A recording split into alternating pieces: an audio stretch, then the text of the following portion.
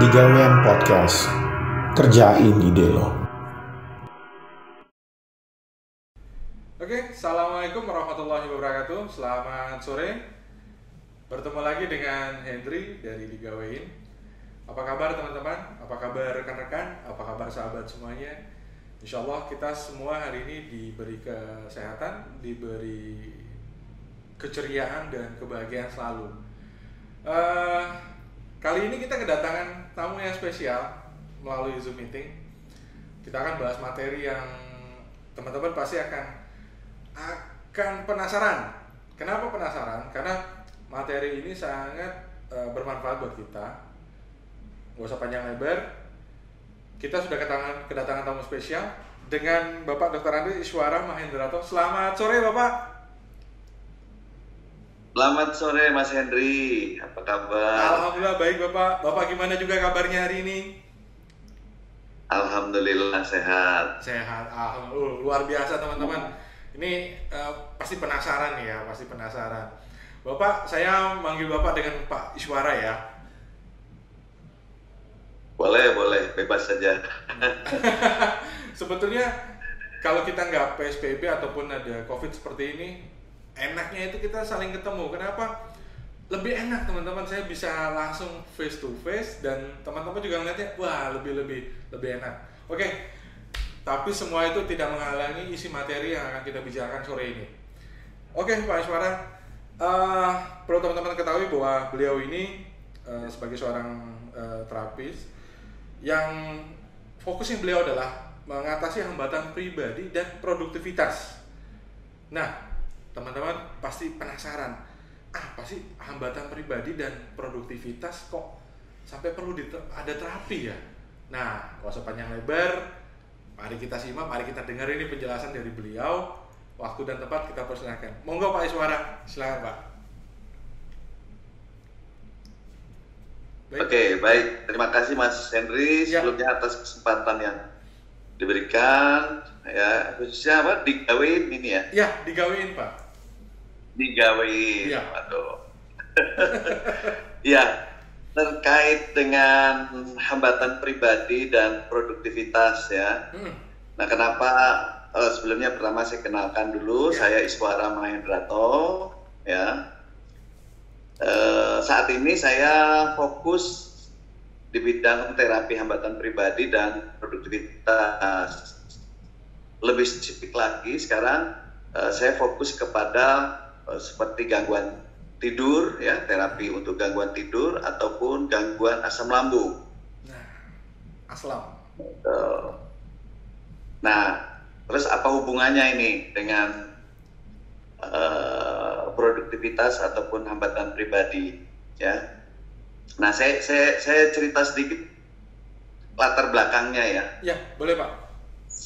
Oke, jadi saya itu dulu kerja sebelum sebagai terapis, saya itu dulu kerja di konsultan ISO 9000. Jadi sistem manajemen mutu di perusahaan-perusahaan. Jadi kita membantu perusahaan-perusahaan menyiapkan perusahaan untuk mengambil sertifikasi ISO 9000. Ya.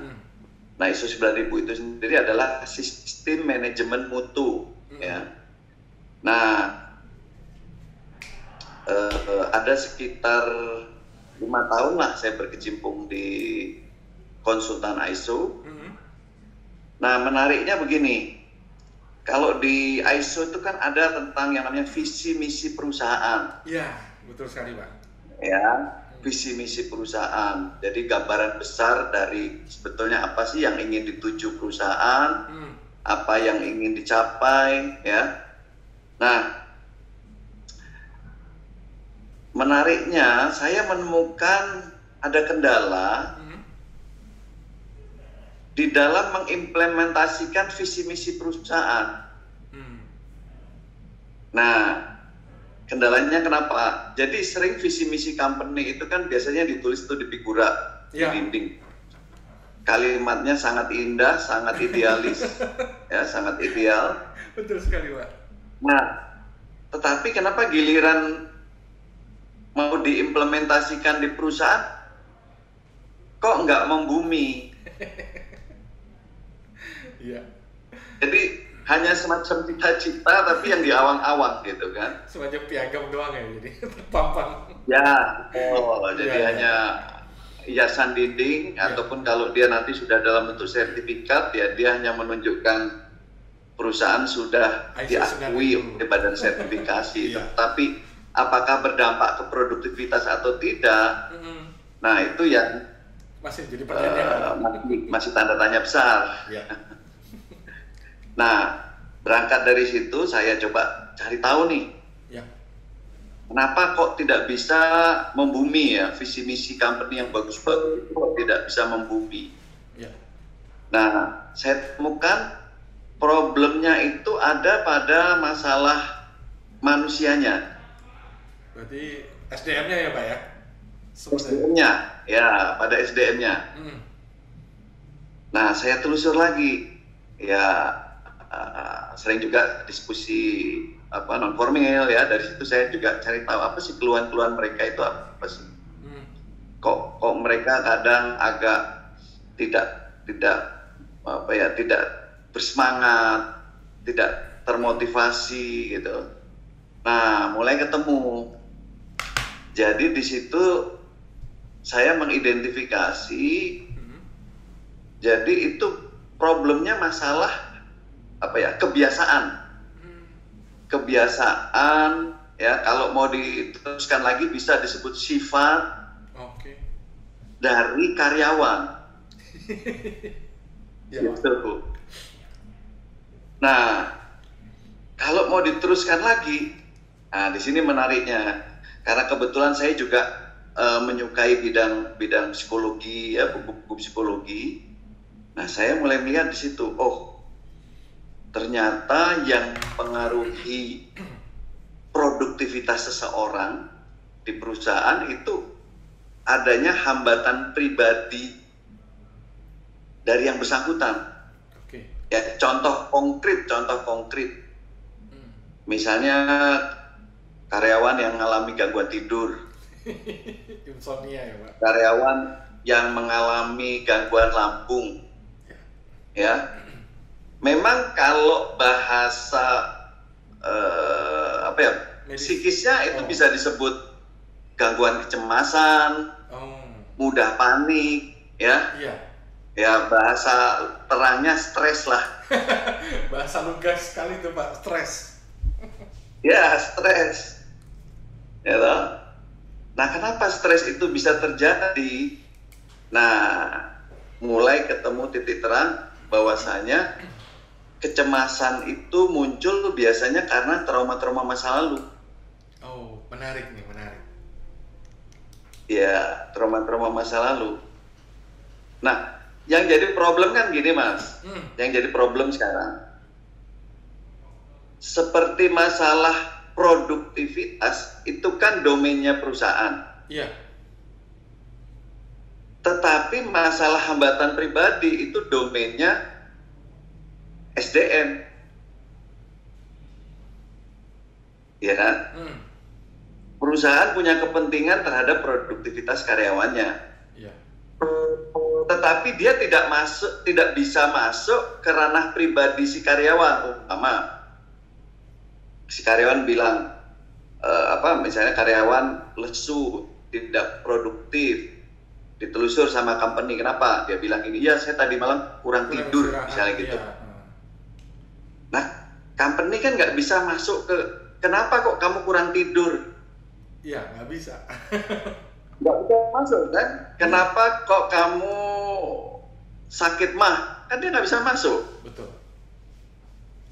Gitu. Padahal kalau dari pemahaman saya, susah tidur ataupun gangguan lambung itu sebetulnya hanya akibat dari adanya masalah kecemasan.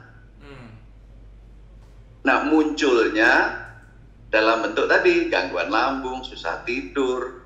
Kalau pada pria gangguan ejakulasi dini, itu, ya itu munculnya ke sana. Punya dampak ya Pak? Kenapa? Kenapa Mas? Punya dampak, artinya dari hal-hal yang sebetulnya ringan itu malah dampak buat perusahaan produktivitasnya jadi berkurang, benar nggak Pak? Produktivitas. Iya, iya. Betul. Nah makanya terus di situ saya kejar lagi kan. Oh, tidak produktif karena cemas. Kenapa cemas? Karena tadi punya trauma masa lalu, gitu loh Mas. Nah disitulah saya perdalam. Nah disitu saya coba pelajari tentang tools-tools hipnoterapi, psikoterapi, ya, timeline terapi, regression terapi, ya. Nah akhirnya malah jatuh cinta di terapi. Jatuh hati ya Pak ya? Akhirnya untuk di konsultan ISO-nya sendiri saya sudah berangsur-angsur sudah mulai saya tinggalkan. Oke. Ya. Dan saat ini saya fokus di terapinya. Kita mulai dari 2005 itu.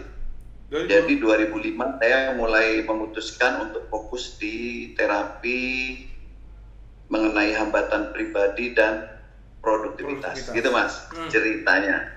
Sejarahnya agak panjang. Lama juga ya Pak, 2005 sampai 2020 itu udah 15 tahun dengan banyak case pastinya. Betul Mas. Betul. Nah, dan menariknya sebetulnya kita jadi belajar banyak justru dari pasiennya Mas. Menariknya di situ ya Pak ya? Iya, kita belajar banyak justru dari pasien-pasiennya.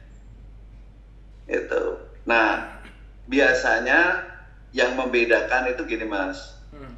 Jadi kalau klien itu dia kesadaran berubahnya datang dari diri dia. Itu ya, contoh nih misalnya dia menyadari nih, kok saya cemas nih. Ya. Terus dia secara aktif menghubungi profesional ya. Apakah itu mendatangi terapi, psikolog, ya. Nah, itu biasanya proses atau peluang untuk pulihnya lebih besar. Itu sangat besar. Ya.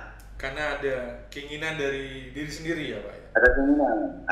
Dibanding kalau dia karena didorong oleh pasangan. Orang tua. Ya, misalnya suaminya kecanduan rokok, sana tuh terapi, ya itu biasanya hasilnya nggak maksimal. Atau mungkin orang tua pengen anaknya supaya jadi rajin belajar, misalnya. Nah itu tidak semaksimal atau optimal kalau datang dari diri yang bersangkutan. Itu Mas. Jadi segala sesuatu teman-teman ketika teman-teman mengalami dua gangguan yang sederhana ini, ada pertama gangguan susah tidur, gangguan pencernaan. Nah, kata kuncinya satu, kesadaran diri sendiri itu lebih sangat membantu kita memecahkan ataupun dua masalah tadi bisa segera terselesaikan. Tapi dengan kesadaran loh ya, bukan dari paksaan pasangan atau dari orang lain, bahkan keluarga. Benar-benar datangnya dari diri sendiri ya Pak Iswara ya? Betul. Nah, ini Pak. Betul. Dan itu peluang pulihnya sangat besar. Lebih besar ya Pak? Ya. Nah, kalau boleh ceritain dong Pak. Sangat besar. Ya. Ceritain ke kita nih Pak. Ketika Bapak mengatasi dua gangguan tadi, susah tidur dan gangguan lambung ya atau pencernaan. Nah, seperti apa sih Pak metode ataupun yang bisa Bapak ceritakan ke kami deh yang masih awam sekali nih Pak, penasaran dengan itu. Ya, jadi gini Mas, tadi kan kalau dalam sebuah urutan susah tidur, gangguan asam lambung, gangguan ejakulasi dini itu kan sebetulnya ada di bagian akhir sebetulnya. Itu yang terlihat secara fisik, misalnya tadi susah tidur, gangguan lambung, gangguan ejakulasi dini itu ada di bagian ujung. Penyebabnya adalah gangguan kecemasan ataupun panik. Ya. Gitu? Nah, ke yang lebih awal lagi karena ada trauma masa lalu. Nah, kenapa itu semua ada hubungannya? Ya. Jadi gini, saya jelasin agak panjang dikit nggak apa-apa nih? Boleh, Pak. boleh sekali. Ini malah bagus buat kita, Pak. Oke. Ya. Jadi kalau yang namanya jati diri itu kita umpamakan seperti jalan searah. Tahu ya, jalan searah yang di ujung jalan ada tanda larangan masuk. Perboden. Perboden ya, perboden. Ya. Nah, jadi katakanlah tujuan hidup kita ada di depan nih, ada di utara. Nah, kalau kita berjalan searah sama arah jalan tadi menuju tujuan hidup kita yang ada di utara tadi, nah itu sebetulnya fitrahnya manusia. Iya. Jadi manusia itu dirancang sama Tuhan itu untuk ya tadi menuju pada tujuan hidupnya. Nah, kalau dia berjalan searah sama arah jalan tadi, dia akan tumbuh jadi pribadi yang pede, optimis, positif, produktif. Iya. Ya, contoh. Memang pada waktu kita lahir, waktu kita anak-anak, kita itu belum bisa apa-apa. Iya.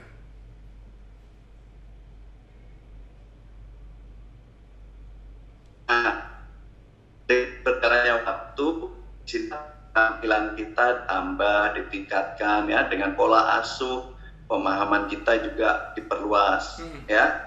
Nah, nanti setiap ujian hidup itu harusnya kita hadapi, kita atasi. Setiap berhasil kita hadapi ataupun kita atasi, kita akan tumbuh jadi pribadi optimis, positif, produktif. Sehingga makin mendekati tujuan tadi. Ya, kalau di agama bisa disebut makhluk yang sempurna, ya, atau sebagai pemimpin, ya. Nah, persoalannya hidup ini kan nggak selalu mulus sesuai sama rencana. Betul sekali, Pak. Betul sekali. Ya. Nah, ujiannya bisa misalnya begini. Melihat orang tua berkonflik. Ya. Atau kalau waktu di sekolah kita nggak salah apa-apa dibully sama senior. Ya, atau juga mungkin kita waktu kecil kita kurang beruntung, kita mengalami pelecehan seksual. Nah, itu berdampak apa? Sebagai pribadi, waktu kita menyadari saya tidak bisa mengatasi ini, kita tidak sadar menghindar. Kalau jalan tadi yang harusnya kita ke utara, kita nggak sadar balik arah ke selatan. Ya, jadi misalnya lihat, atau misalnya kita nggak ataupun kalaupun kita sebagai anak-anak salah kita sepele, kok tiba-tiba orang tua marah besar ke kita, padahal mungkin bisa jadi hanya pelampiasan kekesalan orang tua kita ke pasangan. Nah, kita aja yang kebetulan ketiban nggak enaknya gitu kan. Nah, akibatnya apa? Di situ kita mulai tanpa sadar, pengalaman pertama kita adalah menghindar. Begitu orang tua berkonflik, kita menghindar. Kalau orang tua udah mulai ada keributan kecil atau perselisihan, banyak nasihat, ya toh? Kalau perlu sembunyi di kamar, kira-kira gitu. Nah, pada saat awal itu menolong. Pada saat awal ya, Pak? Pada saat awal itu menolong. Kita merasa nyaman, nggak dengar orang tua berkonflik, ya, nggak ketemu di sekolah, ya, gitu. Nah, seiring dengan berjalannya waktu, kita akan melihat keanehan, ya, sama seperti kayak di jalan searah kita balik arah. Kan kita akan melihat keanehan tuh, kok kendaraan dari belakang nggak ada yang ngikutin, kok semua kendaraan datang dari depan, ya toh? Nah, begitu kita mulai menyadari, jangan-jangan saya salah jalan. Apa yang terjadi? Secara otomatis muncul rasa cemas. Panik ya. Ya, secara otomatis muncul rasa gampang panik, ya.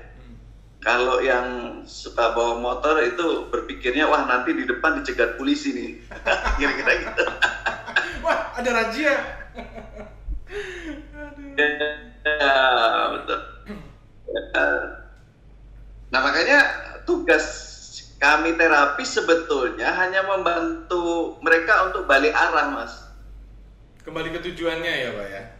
Supaya dia kembali searah sama arah jalan atau kembali searah dengan tujuan yang ingin diraih. Nah, kan pertanyaannya kan sederhana, Mas. Pada saat kita berhasil putar arah, ya. Terus arah kita udah sesuai sama arah jalan, kira-kira nih pertanyaannya, akan otomatis lega nggak? Iya. Akan otomatis plong nggak? Nyaman nggak? Pastinya iya sih, Pak. Nah, pada saat kita mulai merasa nyaman, plong, nah disitulah kita kembali ke jati diri kita.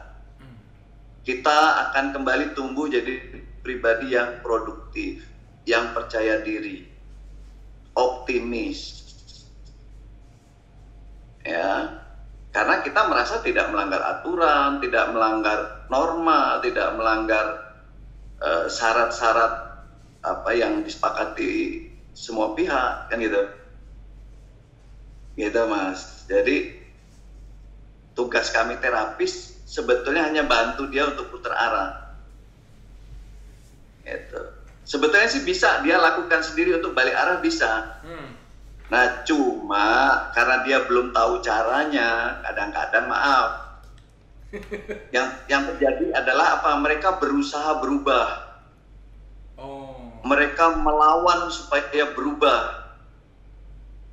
Ya, atau kalau kebetulan kita ketemu teman atau saudara yang pasti kan, kamu nggak boleh ikutin rasa malas kamu, kamu nggak boleh ikutin rasa takut kamu, rasa cemas kamu harus dilawan. Nah, kalau dari cara pandang kami sebagai terapis, hal tersebut justru nggak boleh dilawan. Oh, malah tidak boleh dilawan, Pak? Nggak boleh dilawan. Makanya, karena kalau dia tidak bisa lampaui ketakutan, kecemasan, kepanikan, apa yang terjadi? Dia makin fobia.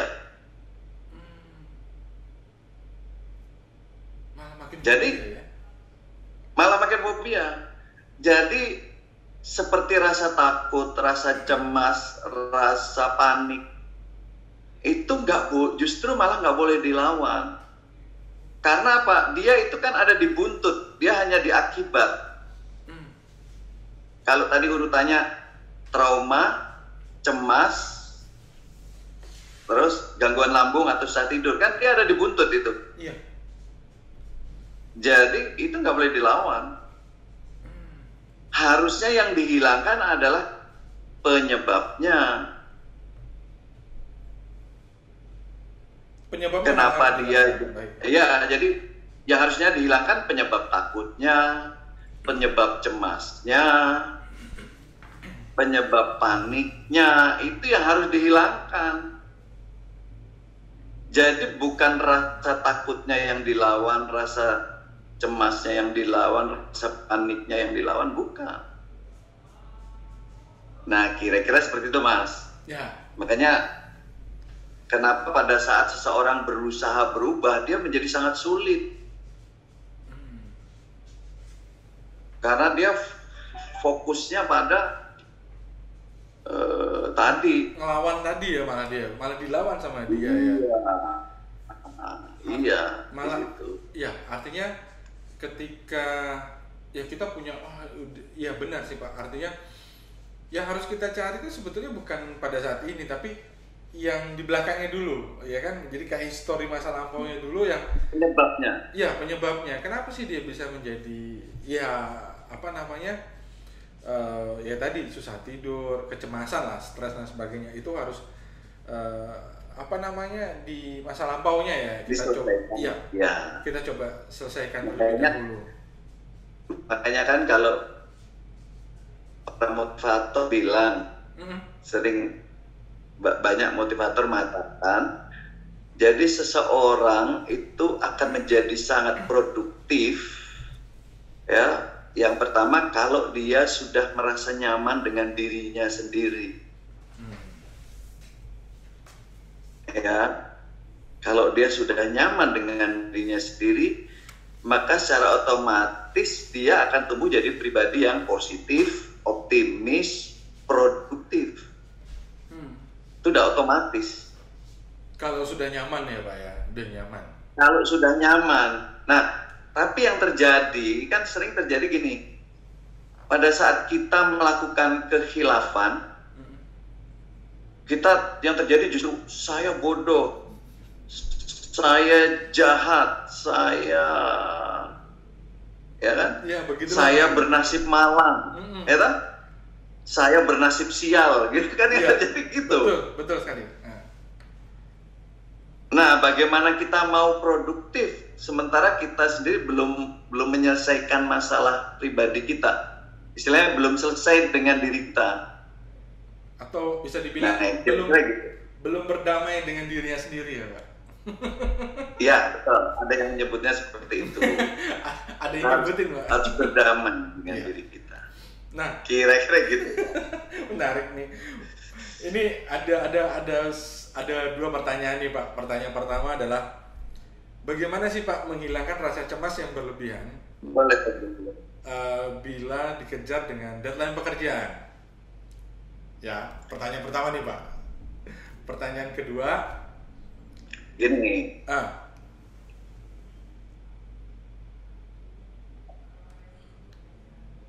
Pertanyaan kedua, kalau sudah apa? Pertanyaan keduanya apa? Pertanyaan kedua gini Pak,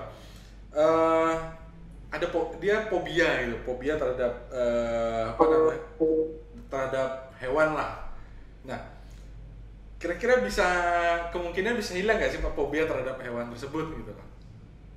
Hilang dan maksudnya bagaimana cara ngatasinya, bahkan kalau bisa hilang gitu Pak.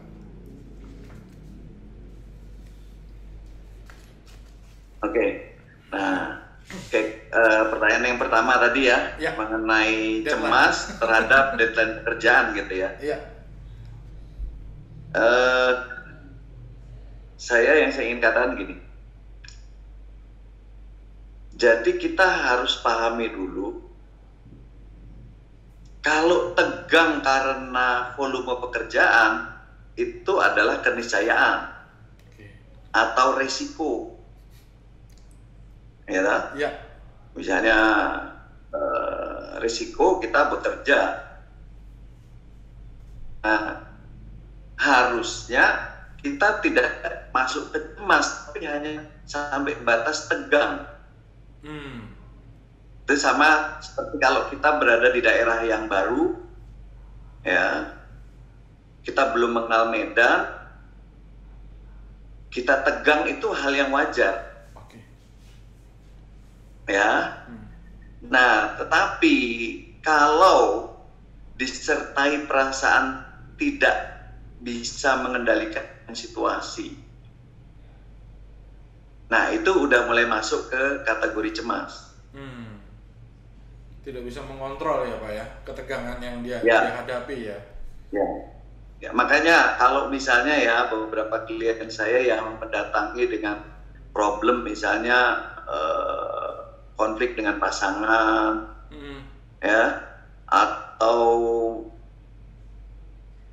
anak osblar, ya, itu biasanya pertanyaan pertama yang saya ajukan ke orang tuanya atau kepannya, punya gangguan lambung nggak? Punya masalah susah tidur nggak? Hanya dua itu aja ya Pak ya? Kalau ada, berarti itu bukan murni anaknya yang bermasalah atau pasangan yang bermasalah, bukan. Tetapi yang bersangkutan sendiri punya problem masalah kecemasan. Iya, iya. Makanya menariknya Mas ya, saya sering temukan kalau ada yang terapi tapi untuk pasangan atau untuk anak, Iya. ya toh? Itu biasanya saya balik begitu. Tapi ibu bersedia di terapi nggak? Jadi misalnya yang mendatangi ini ibu-ibu gitu ya? Ya, untuk terapi suaminya atau anaknya. Biasanya ya? saya balik. Untuk dia datang untuk terapi pasangannya, untuk suaminya. Ya. Nah, biasanya saya jelaskan, kalau misalnya nanti ada kontribusi dari pasangan, maksudnya dari ibu ya, kalau tadi ya, misalnya ibu yang datang mengadukan masalah suaminya, makanya saya tanya, kalau ada kontribusi dari ibu bersedia di terapi juga nggak?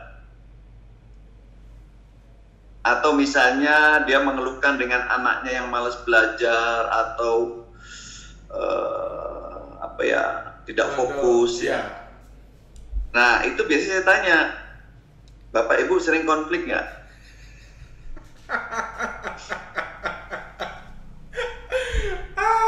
Iya Pak. Terus Pak, seru nih. Oh iya. Ya. Artinya apa? Rumus pertama ya memang yang harus dibenahi punya masalah gangguan kecemasan dulu. Bukan dari atau pasangan. Yang punya masalah hambatan pribadi itu yang harus diselesaikan pertama justru. Makanya kan sering kita temukan ada penolakan dari klien yang datang karena direkomendasikan anggota keluarga. Misalnya anak, dia bilang, oh aku nggak punya masalah kok, apa mama aja yang terapi. Ya. Nah penolakan itu kalau dari pengamatan kami terapi sangat logis. Bisa jadi yang mengantar ke kami itu sendiri sebetulnya juga punya jadi masalah. Sumber stres buat si bersangkutan. Betul sekali Pak. Gitu Mas. Asik sih Pak, beneran menarik sekali. Aduh. Iya. Jadi apa namanya? Ini perlu buat teman-teman nih ketika datang, ini Pak pasangan saya, anggaplah istri saya nih Pak, ini gini. Ternyata kalau Pak Iswara menanyakan ke, yang bertanya bukan ke istri saya, ini contoh ya, yang ditanyakan saya. Oke, tadi Bapak tanyakan, boleh nggak minta ikut andil dalam kontribusinya bla bla bla bla. Kemudian ditanya, Masnya punya masalah dengan gangguan tidur nggak? Iya Pak. Masnya punya masalah dengan gangguan pencernaan? Iya Pak. Berarti saya yang harus diselesaikan. Bukan istri saya. Betul, makanya ini bisa jadi clue buat HRD juga. Iya, betul sekali. Jadi kalau si calon atau si kandidat ini punya keluhan gangguan lambung atau susah tidur, nah itu bisa dicurigai punya masalah gangguan kecemasan. Kayaknya di kantor ada beberapa orang ya Pak yang perlu perlu dicurigai. Jadi buka-bukaan kan. Ya, itu jadi Pak jujur aja, dan abis denger cerita kita ini, yang tadinya sakit perut, gangguan pencernaan, susah tidur, langsung berubah Pak. Enggak, saya sehat.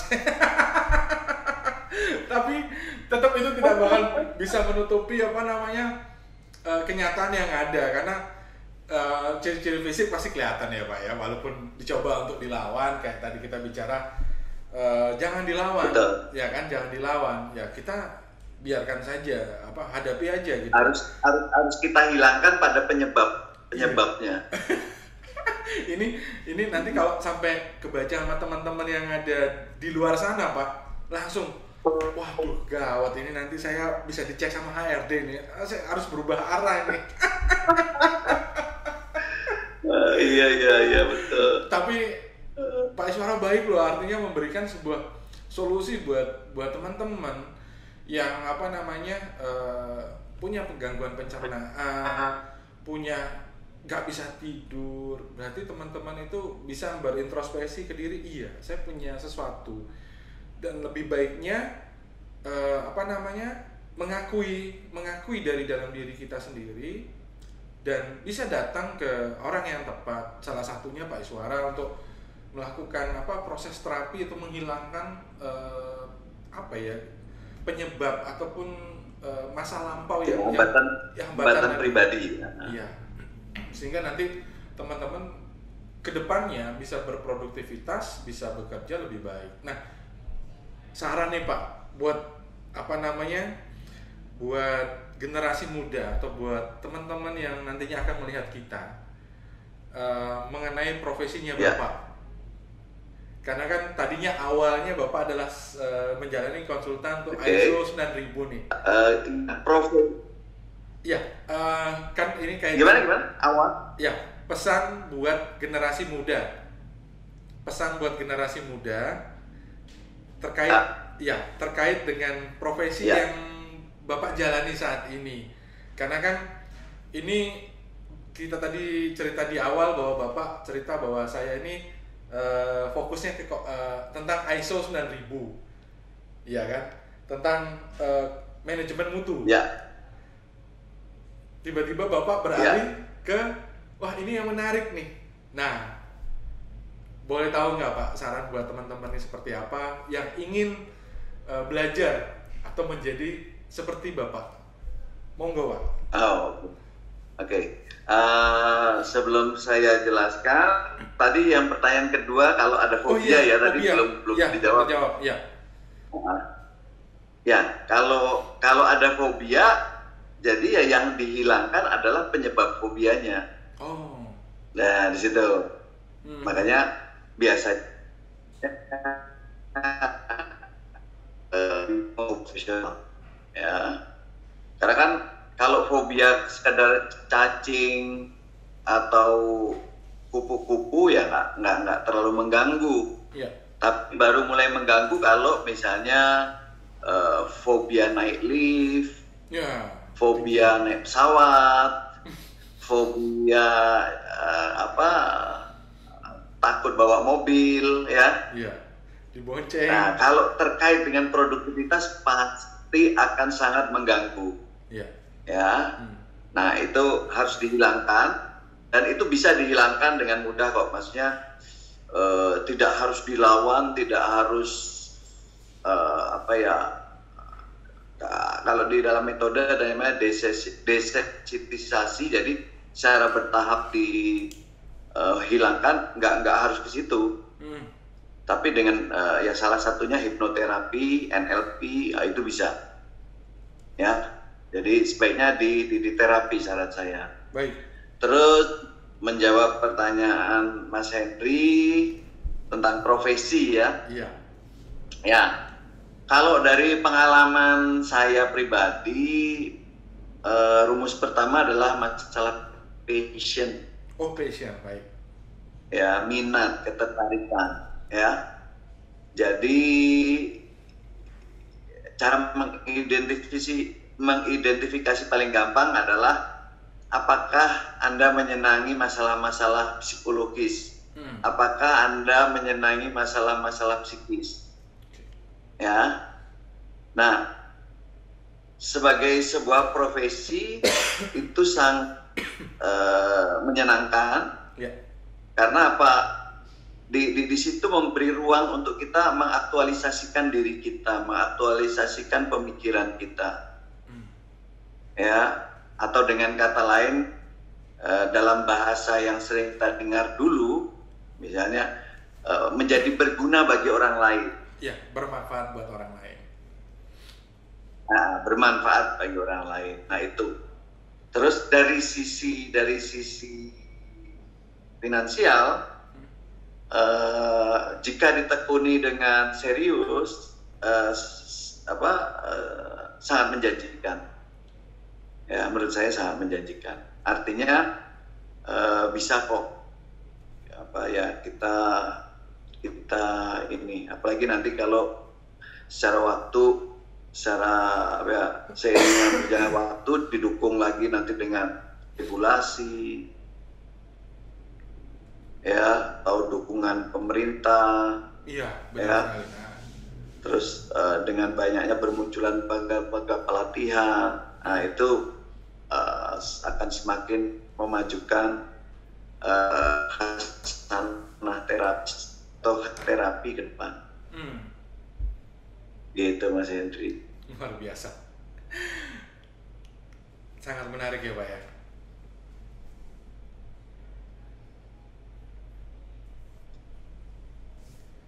Ya, Baik. halo. Halo, ya Bapak. Ini koneksi kita nih sebetulnya masih problem nih Pak. Tapi ini udah nggak lagi nih, alhamdulillah. Emang kalau lancar ya. dilematisnya Itu Mas Hendri. komunikasi jarak jauh ini memang sangat sinyal ataupun jaringan sangat mempengaruhi ya Pak ya. Jaringan jadi kadang di sana yang tidak ada masalah, di sini yang jadi masalah.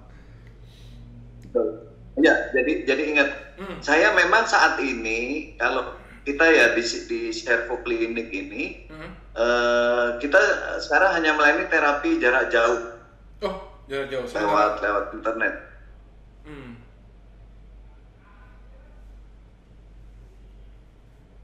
Ini ya, apalagi di masa pandemi ini, ya kita sekarang mulai fokus mengganti terapi jarak jauh, dan itu dimungkinkan ya. Saya bukan dari Papua, dari Aceh, itu ada ya, Kalimantan, banyak ya Pak. dan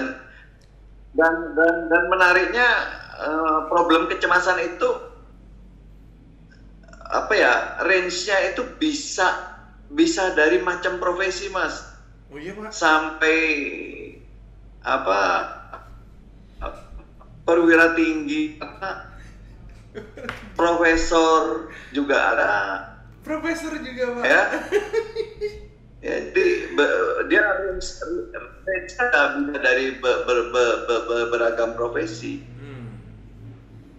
Artinya tingkat kecemasan itu bisa terjadi pada semua gender, semua kalangan, semua profesi ya Pak ya. Iya kan? Profesi. Nah, Pak, yang paling muda, ada nggak Pak? Paling muda, yang menghubungi Bapak untuk berkonsultasi mengenai gangguan kecemasan. Iya. Paling muda usia berapa Pak? Boleh tahu nggak Pak? Iya. Sebetulnya dia range-nya juga secara relatif bisa dari anak-anak sampai dewasa Mas. Oh gitu. Nah, tetapi kalau di anak-anak itu fokus kita justru pada orang tua. Pada orang tuanya ya Pak. Kembali. Ya. Gitu. Tapi bisa karena ini kan sebetulnya ini sebetulnya bukan, saya bisa yakinkan kalau ini sebetulnya bukan penyakit Mas. Oh, iya. Tetapi lebih ke hambatan emosi, hambatan pribadi. Ya karena terbalik tadi, arahnya terbalik, yang harusnya tujuannya ke utara tapi jalannya ke selatan. Karena ada sesuatu yang harus kita dibetuli di situ dulu ya Pak ya. Kenapa dia putar balik? Kenapa dia menjadi menghindar, ya kan? Padahal sedikit tadi kalau kita simak ya hanya sementara gitu loh. Kita aman sementara, tapi karena kita teruskan akhirnya menjadi sesuatu yang kurang baik, karena goalnya harusnya di arah yang berlawanan, ya kan? Karena dia dia semakin menumpuk Mas, karena nggak terselesaikan pada kesempatan pertama, dia menumpuk.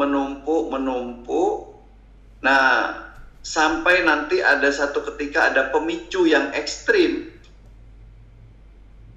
ya. Nah, disitulah dia terkunci dalam bentuk tadi emosinya tuh. Saya pakai ini istilah saya pribadi ya. Ya. Jadi emosinya itu terkunci. Jadi makanya kalau ada yang sering berkata, saya sudah berusaha berubah tapi kok sulit, balik lagi.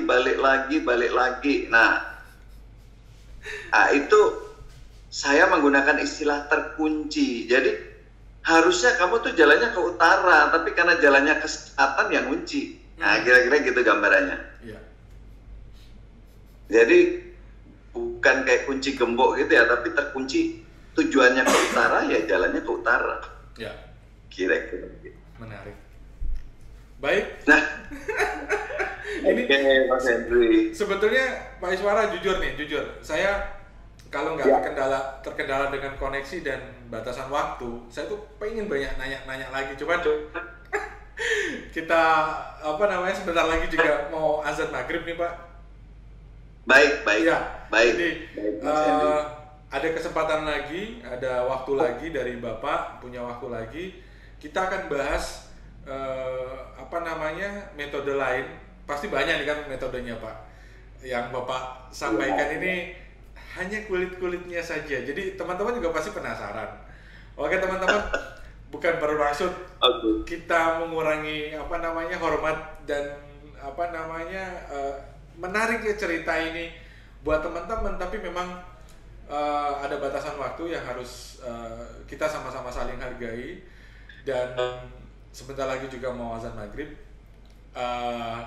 Saya mengucapkan banyak terima kasih nih Bapak atas waktu dan kesempatannya. Ya, sama-sama Mas Henry. Mudah-mudahan digawin juga semakin bersinar, semakin dikenal luas, sehingga bisa membantu banyak orang dengan pemahaman-pemahaman yang lebih baru, lebih menyenangkan. Ya, terima kasih banyak Bapak atas doa dan semangat yang Bapak berikan kepada Digawein, buat kami semua yang ada di Digawein, dan tentunya hal yang baik juga buat Bapak. Sukses selalu buat Bapak dengan servo kliniknya dan metode-metode yang luar biasa. Terima kasih banyak Pak atas kesempatannya. Assalamualaikum warahmatullahi wabarakatuh. Ya. Selamat sore, sampai ketemu lagi di lain tempat. Dan Waalaikumsalam warahmatullahi wabarakatuh. Ya. Sore. Terima kasih banyak Bapak. Ya, sama-sama Mas Henry.